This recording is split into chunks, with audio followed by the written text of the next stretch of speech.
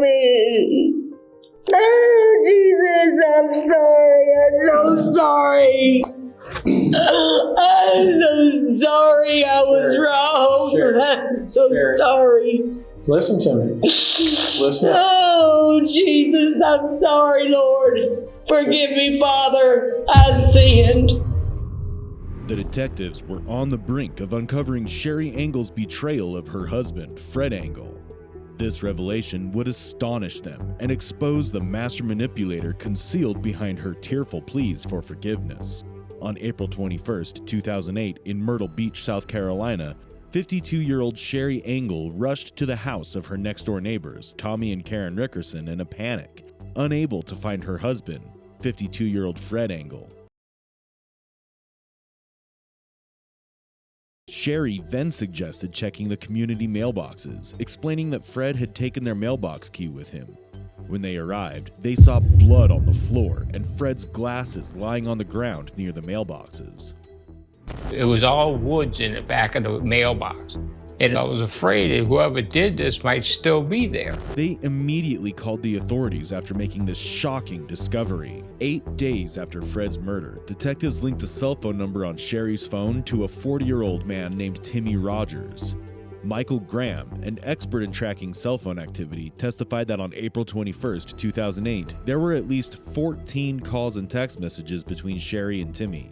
Only 2 calls were exchanged the next day, with contact significantly decreasing afterward. I think that she understood there was a possibility that Timmy could be providing all of the information about what had happened up to that point, and I think that panicked her. She trusted him enough to kill her husband, but she didn't trust him enough to not rat her out for murder. Take your time. He said I hid in the bushes, and when he come up there and he was facing the mailboxes, he said he walked up and stuck the gun to the back of his head and shot him. And then he just some kind of rope or something up white thing and drug him out in the woods. Okay. Get your breath now. Oh, God, help me. Oh, Deep breath, Sherry. Deep breath. Oh, Jesus, I'm sorry. I'm so sorry. I'm so sorry. I was wrong. Sherry. I'm so Sherry. sorry. Listen to me. Listen. Oh, Jesus, I'm sorry, Lord. Forgive me, Father. I sinned. Sherry. I hear you, Neil. Okay. I'm fine. I'm not asking you fine. There's something still wrong. You still got all the phone calls back and forth between you. Tim wouldn't have pulled up, gone to the mailbox, and waited that night without knowing that Fred was going to come out. Someone had to have been in the house to get Fred to come out and say, go pay a bill or check the mail. He was going to go. He was going to go mail them. Let him finish. Tim didn't come out every night that week and just sit there and wait and take a chance for Fred to come out. It didn't happen that way, honey. You were involved. Yes, I was those involved. phone calls were still involved. You had to have communicated with him and said that he's coming. I did. Okay. You had Fred go to that mailbox, either check the mail or pay a bill. No. Did you call him when he left on his own and say he's on the way, or? You come across a part of the truth. We need all of it. I think so, yes. You think so? What? Yes. Guess what? Yes, I did call him. Called Tim. Yes. And said what? Remember one He's leaving. Okay. To go to the mailbox. I didn't say that. I just said he's leaving. But Tim had to have known. He probably, yeah. He didn't come out the night before and just wait, and he wasn't planning on coming the next night. No, but he would drive by and stuff like that. That was the night that had been planned. Especially if you're getting ready to go on a trip the next day. That very night, that very day was when it was planned, hon. Okay. She has a skull fracture. Her brain is swollen and bleeding. She also has internal bleeding. Her belly is full of blood. She's got an injury to her liver, her spleen, in her colon and is still actively bleeding inside. She has no brain function. The detective here is not describing the injuries of an adult victim, but a 2-year-old girl, Fallon Fridley. The suspect on the other side is her babysitter, 29-year-old Kirsty Flood, and she's about to put out the most bizarre defense. Harper just kind of played big sister and handled it herself. Maybe Grace dumped on her. Ghosts. Ghosts. But this is just a glimpse of how far she will go to protect herself and in turn infuriate the detective. Exactly why my 2 kids are 100% healthy. Have you ever thought about that? You ever thought about that? Yeah, I thought about it. Okay, then think about it a little bit harder. I'm not making this up. She fell off a slide at the playground after that too. But how did she land? On her back. So how would that put bruises on her forehead? Oh my God, stop. Behind the fake expressions, Kirsty is an actual monster. And very soon, her true identity would come to light as the most evil babysitter anyone had ever known. You don't think that she was like, I don't know, I'm just trying to think about like different scenarios maybe. That she was laying there, fell a little bit, and like Grace stepped on her. I don't think a dog stepping on her would fracture her skull. But I don't either. I could see like the pressure. You know what I mean? But scratches and But there's not really any scratches on her after. exactly. That's what I'm saying. So that's supposed to cancel that out thing too. And there's, I think for a dog to fracture her skull, I think that's... No, when you say acute, you know, what does that mean? They happened recently, What is recently? like today. So it could have been this morning. Like how early this morning do you think? Before she came to my house. If you were in my I shoes, can't what would believe you you right think? now. You really just flipped the table. If That's you what were- y'all do, don't you? If you were in my shoes, what would you think? I'm not under arrest. Right now you're detained. I'm not under arrest. Right now you're detained. Well, I'm about to call a lawyer then if you're going to play this game. Okay, you're calling a lawyer? You're not going to keep me here. I have children I have to go take care of. You understand Right now that? you are detained. I have children. I understand that. Where's Jeff? He's over there. He's in the other room. So what are you saying? I'm trying to figure out who hurt this child. Neither of us hurt this child. Maybe you How should did go... this child get injured then? I don't know how she just was got with you injured. You all just day. saw videos of her running around and fine.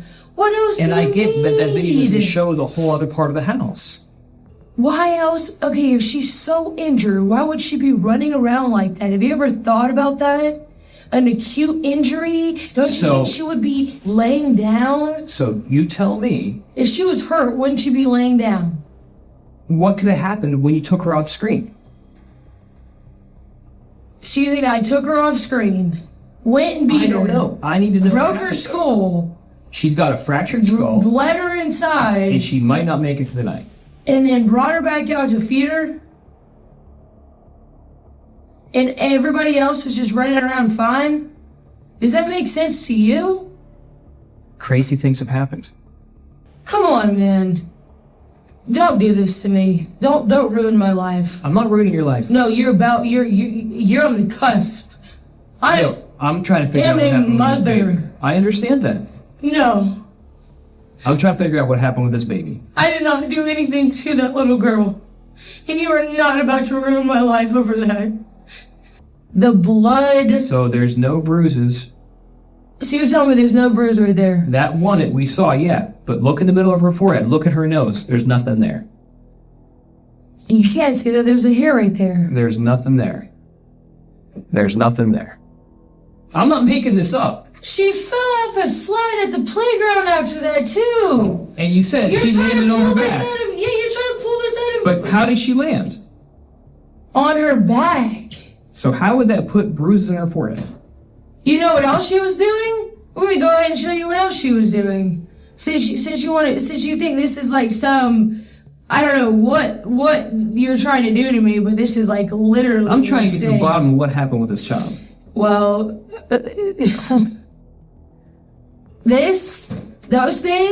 those right there, they bounce. Mm-hmm. There's a metal bar right there too. You ever thought about that? Okay, did you see that happen?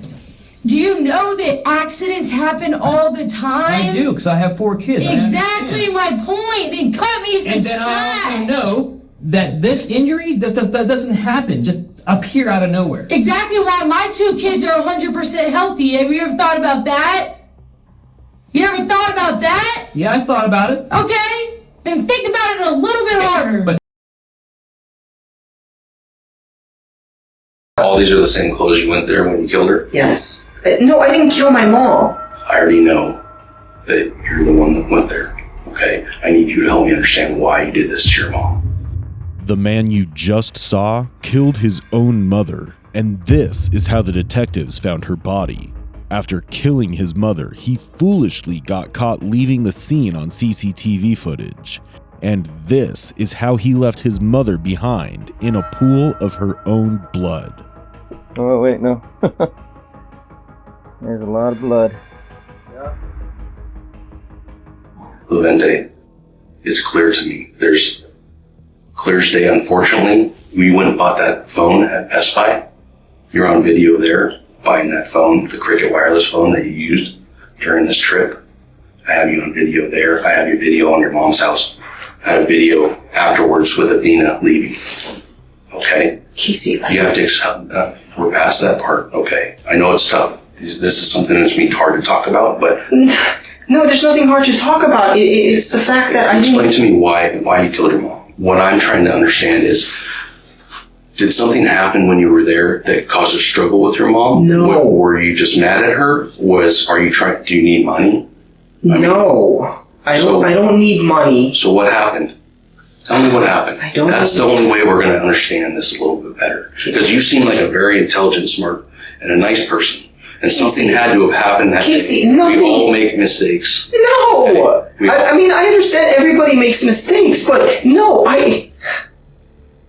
First of all, you know, as you pointed out, I had a rough childhood. Yeah. But you know what? I've always had my mom.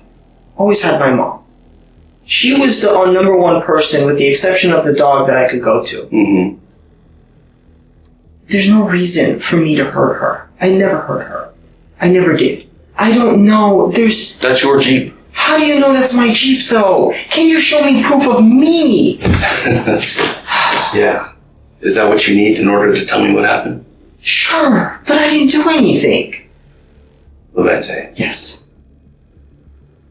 I've been very nice to you. I know you bent have. over backwards to help explain all this. You realize there's you and Athena walking away. Okay? Right there. I have you on video going all the way up the street to where you parked. Do you realize that? That's not me. That's not me. How can that be me? Levente, because it was you.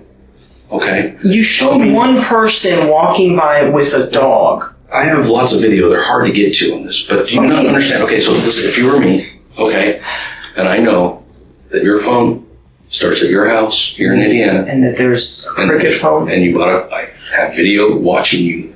I looked at you yesterday, watched all the video of you going in and buying this phone. Okay. On the 22nd, you walk out and you get in your Jeep in the parking lot. You sit in your Jeep for about 20 minutes. You activate the phone. It all shows clear as day. It matches exactly with the records that I have for that phone and your phone. Your phone and that phone are together at all these towers until you shut it off on the way there. Yes. In Springfield. I never saw my mom, so I never saw her phone. I never saw my mom that day. Okay. What happened with the dog? I don't know. I didn't see the dog. I didn't get out of the car that day. Like, when I drove by her house, I didn't get out of the car. First of all, I don't have the dog. I didn't hurt the dog. I didn't see the dog. I didn't see my mom. Mm-hmm. And I'm wearing the clothes that with the exception of the shirt. All these are the same clothes you went there when you killed her? Yes. No, I didn't kill my mom. No. These are the clothes that I wore to California. I didn't see my mom that day. And I assume when, like, you guys show up there to take the backpack, or to take my clothes, or to look around to see if I have a third dog, which I do not. Here's what I don't understand. Okay. So, okay, I get it. Like, I lied about going to California. I understand that.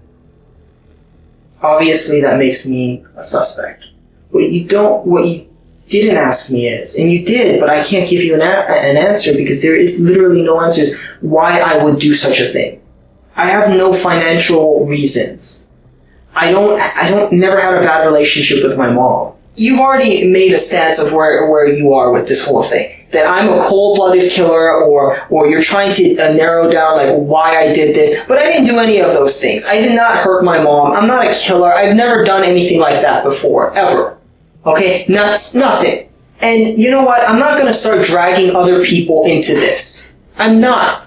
Because already, just what I'm imagining right now is that you already have a bunch of cops at my girlfriend's and my house going through our shit. And she's going to come home after a long day of work. She wants to play with the pups. And guess what? She's going to come home to that. Okay? And she doesn't deserve that. She doesn't. That's why I've been so forthcoming with the whole thing. No, I don't have that. I don't have that. Because it's this. No, it's not this. I don't have that. I just have the property titles. That's at your house. I only have the property titles. You're saying I don't have any will or testament. I don't have that. That's at your house. I don't have that. I don't have that. I don't have that. I'm telling you right now, I don't have it. They told me they just found this in your house. I don't have that. I really do not have that. I only have property titles. Are you ever going to show me that picture or that video of me walking into my mom's house? Is that what it would take for you to tell me the truth? I'm curious because would you tell me the truth if I showed you that? You've mentioned. Would you tell me the truth? You've mentioned a lot of evidence, but you've never showed me anything except the Google would you tell me the truth if I showed it to you? I mean, is that what it takes? Is this a psychiatry thing going back and forth with questions? I'm asking you, are you ever going to show it? It's either yes or no. It's not a question back. That's what I'm asking.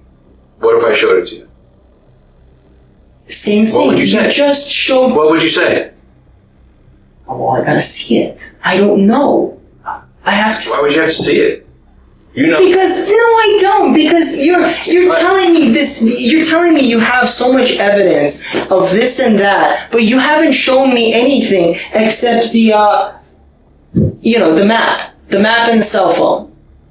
I didn't go to my mom's house. Prove it to me. Just please prove it to me. Because. And then what? I don't know. I don't know. What do you mean you don't know? What do you mean? Then you would tell me what happened? You know, this is a psychology thing. It's not. Or this is like a psychology meet where you ask one question and then a psychiatrist or psychologist asks a question back and it just goes question. Nothing gets done. I'm going to go see if your phone's done. I'm just asking. People don't know the things that I know because people don't know the things that I know, Mom. Are you serious? She really doesn't have a reason to lie to us. You know what I mean?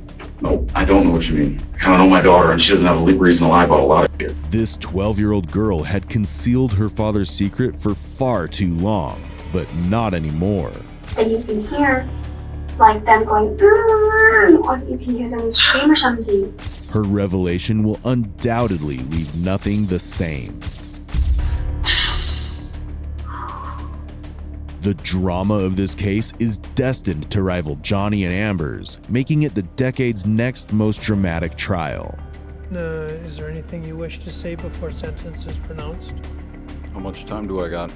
On May 21st, 2020, 40-year-old Zachariah Anderson was taken into custody under dark circumstances. However, the detectives had difficulty uncovering the truth as both sides concealed their version of what had actually happened. Let's take a closer look at his actions and the conflicting statements of his ex-girlfriend and daughter who were closest to him to understand the inconsistencies. What I can tell you is, to my understanding, she, like around Christmas time, so we have twin boys that were born on Christmas Eve, you know, and it was supposed to be my day with the kids, my Christmas with the kids. And this previous one? Yeah, yeah. And I went over there and our daughter wasn't there. And I said, all right, you know, like we went and picked up a Christmas tree and we went to have set up the Christmas tree at her house because she has primary placement of the kids, you know. And so put it all together and that kind of stuff. I came over in the morning. All the kids were supposed to be there. Daughter's not there. And I'm like, maybe about 11:30, you know, like asking her, are you going to go get, you know, this is supposed to be my Christmas. Like the boys want to open their presents. It's, you know, almost the afternoon already or whatever. And she's all shitty with me, you know, shut your mouth and stuff. And I'm like, what the, you know, like supposed to have the day with the kids. This is our Christmas, right? Like you get the kids tomorrow for Christmas Day itself, but you know, we on the day for or whatever. And she tries to hit me with the broom in the face, just spins around, tries to cloud me with the broom in the face, and turns into this big old exchange between her and I. She shoves me into the door like 4 times, and I scream and runs outside, calls the cops. Cops show up, they arrest me, and I'm like, what are you arresting me for? She put her hands on me. I mean, I made fun of her or whatever, but talked shit, hollered back and forth, but I didn't do anything to her. So they hauled me away, you know, like, all right. What agency was that? Germantown. Okay. So go see the DA, tell the DA, hey, this is what happened, you know, whatever. It's not the first or second occurrence. Long story short, happens again. She does the same thing. Cops show up, and I tell the cops, I put my hands on her. They arrest me again and haul me away. And I'm just like, this is ridiculous, you know, just because she said whatever she said. She said I'd push her at one point at the front door. I'm like, no, she turned around, ran into her own Christmas decorations and tripped her damn self and spilled her shit. I didn't touch her. I didn't step forward. I didn't do shit. I just stood there and watched her make a mess of herself. And that's been kind of the thing. It's like, no matter what happens, no matter what goes on, she accuses me. While Zachariah confidently claims the accusations made by his ex-girlfriend are wrong, detectives find it hard to believe them. Sadie also gives them her version of the event. Our twin boy's birthday is Christmas Eve. Mm-hmm. That day, he came over to the house and there was an argument. He was upset. Our daughter wasn't there the day before Christmas. He began throwing things out of my house. I had to call the cops to have them come and ask him to leave. So that was kind of a violent episode. That was not the first time. And was this before you met Lazar, or? This is before. The Christmas before. This was, yeah, so 2019. Okay. So Christmas 2019. So that's December. So I didn't meet Rosalia until February. Okay. But December was when Zach and I had that blowout, and we hadn't talked at all. Like, I kept my distance from him. I tried to file a restraining order. Washington County wouldn't order it. I had 7 pages worth of history of why I needed this restraining order. I was afraid, and they let it go. He kind of gloated in that, and then he came and talked to me and said, hey, you know, I gotta go take care of some stuff out west, and I'm gonna be leaving. And I said, fine, you know, I said, but I just want you to know, like, I'm done, you know, with the relationship. Like, I don't. So that was the official split in the relationship? Yeah, like, I basically said, like, I don't want to do this. I don't want. That's when he ended it. Yeah. Okay. You know, before I went to Mexico, yeah. Okay. And I kind of was like, if this is where our worlds are at, like, I don't want to live like this. So I was kind of done. That's why I went for the restraining order. Is he tracking her phone? I don't know that. He's hacked into my school account. He's hacked into my school stuff. He's hacked into your phone for sure. I know that. My phone or email? All of it. So how do you know he got in my phone? What's your phone open? I looked like for spyware and stuff like that. But remember, I told you to change all of your passwords. And I did. It wasn't over video that I saw it. Okay. What wasn't over video? Where I saw you and Rosalia together. Okay. Dad had brought me that night and left the boys at the house. Are you serious? Holy shit, are you serious? No. Oh my god. You can't tell me stuff like that. Oh my god. Okay, so what do I do? I think this is important for my mom.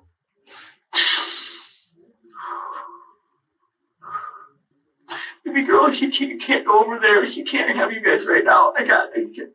This isn't right. None of this is okay. He leaves us alone when we're there. And he comes and watches you when we're there. He leaves in the middle of the night.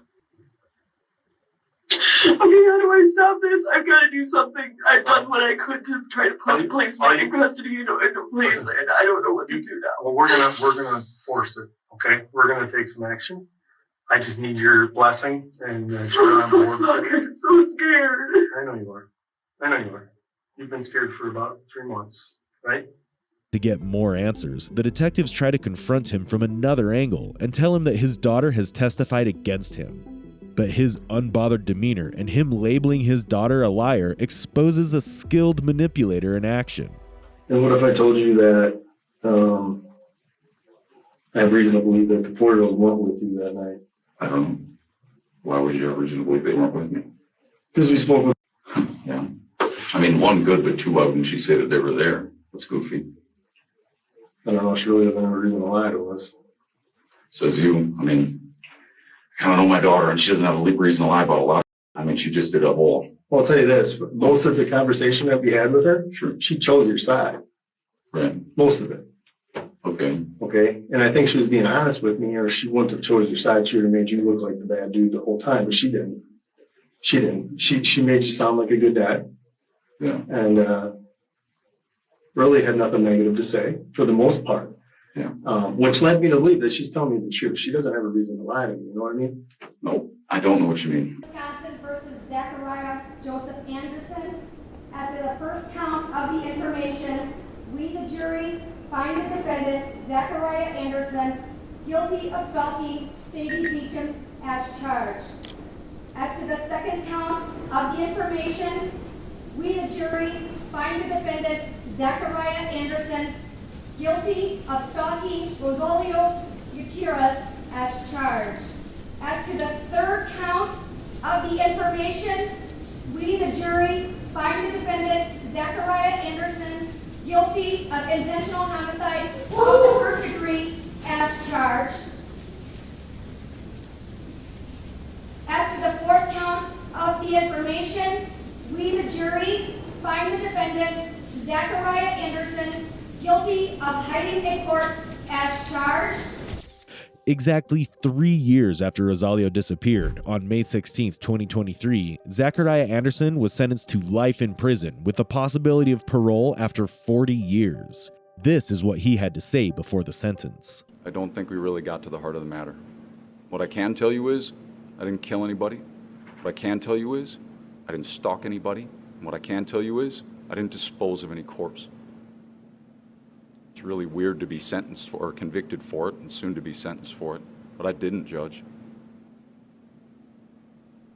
It kind of feels like there's no turning around on that now. I don't really know how to make a better statement of my opposition. But I disagree. I'm innocent. I don't know what you're going to decide. I don't know what you're all going to weigh. I don't even know how to represent my own character. I don't really know what this is, but I didn't do it. I'm innocent, Judge. Not guilty. I'm innocent. So. Despite him adamantly denying all the charges and saying he was innocent till the end, there was no turning back for Zachariah. All his manipulations led him to an unforgiving cell.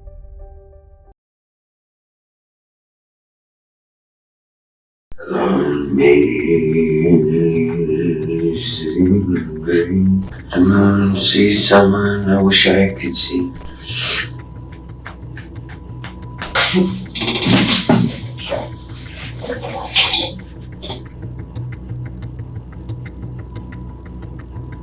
The man you just saw is Kevin Eastman, who would go on to give the most terrible acting performance in the interrogation room. Or was Kevin just caught in the wrong place at the wrong time?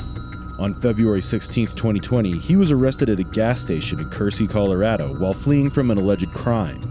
A crime scene that was considered to be one of the most chilling ever in Greeley, Colorado, had been found a few days prior. Kevin said that he was running from his longtime girlfriend, Heather Frank.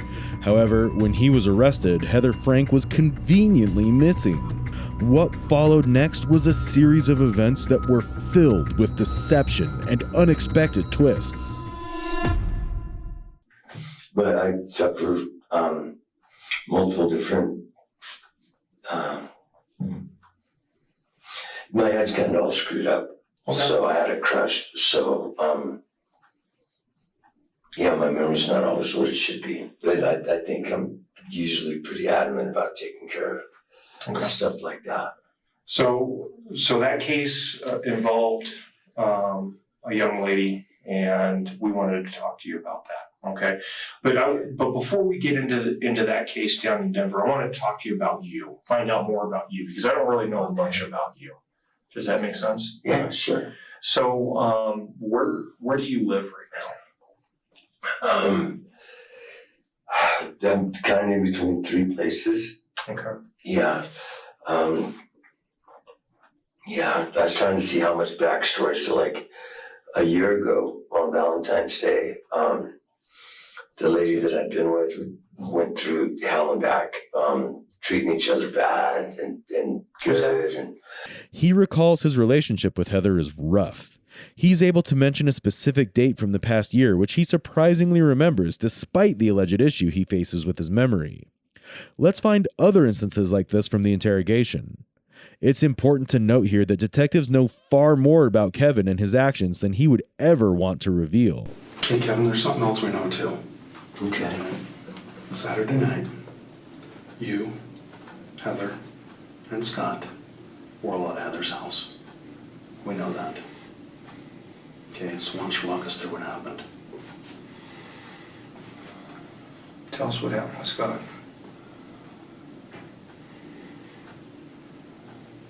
On Saturday night? Yep. Yeah. Here's the thing, Kevin. I think that you want to tell me, all right, and you're struggling with getting over a speed bump. We already know that you were there with Scott at Heather's house.